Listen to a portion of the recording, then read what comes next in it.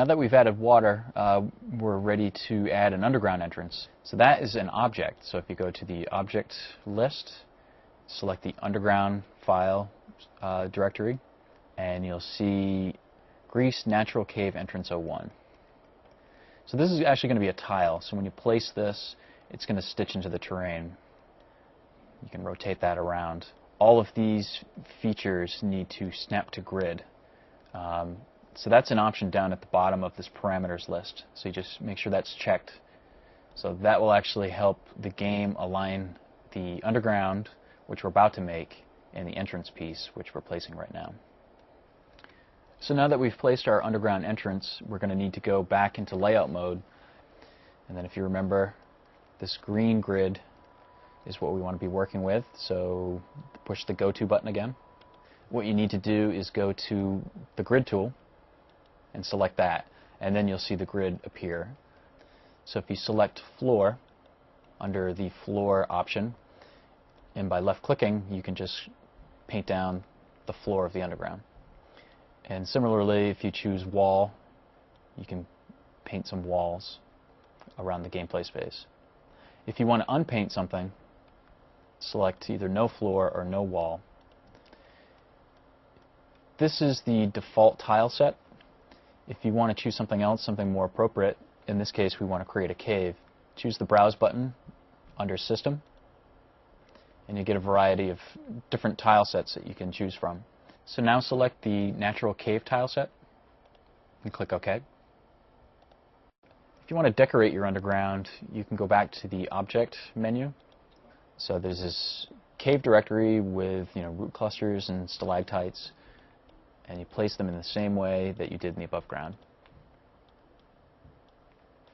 So now we have our basic underground, but we need a way to link it to the above ground cave.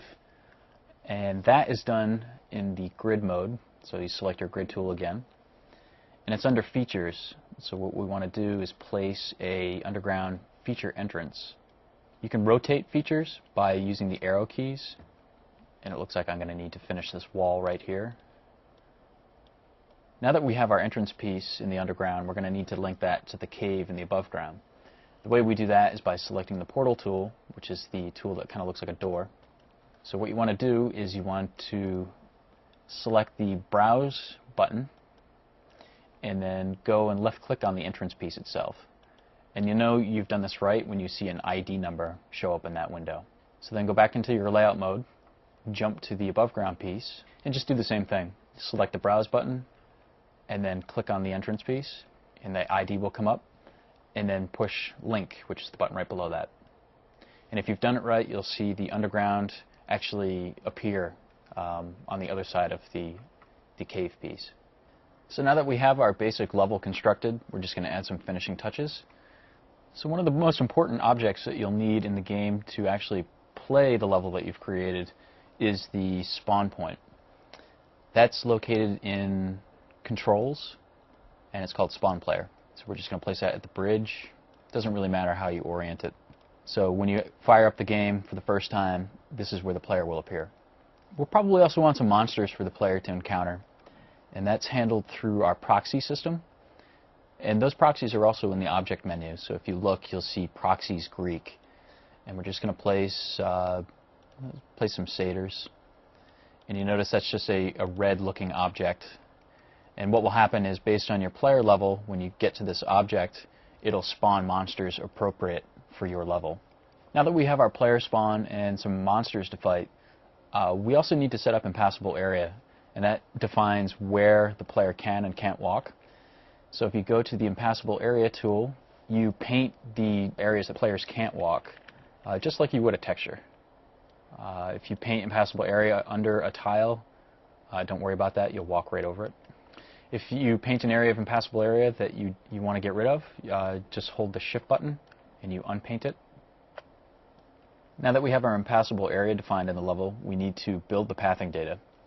To do that, go back to your layout mode, and under the Build menu, select Rebuild All Pathing, and that's going to rebuild the pathing in all of the levels. Just click OK. Another thing we can do while we're in here is rebuild the maps, and when that's finished, click OK.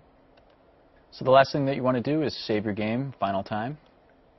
After exiting the editor, we need to go back to the Art Manager for the final steps of the process. And that includes making a map out of the world file that we created. So in the Source tab, if you go under the Map folder, you'll find Tutorial World. Select that and right-click to select Auto Create Asset. Click OK. That's going to create a map file for you in the Assets tab, which is in the bottom left corner of the screen. So we want to go to the Assets menu. Go in the same directory, Map, and you'll see Tutorial Map. Select that and choose Build.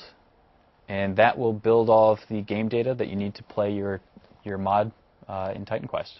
So now we can play the custom map that we just created in Titan Quest. So in your main menu, just select Play Custom Quest, and you should see your map appear down in this list of custom maps. Select your character and push Start.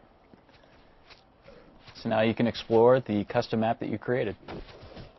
And as you can see, that's exactly how easy it is to create a custom map in Titan Quest.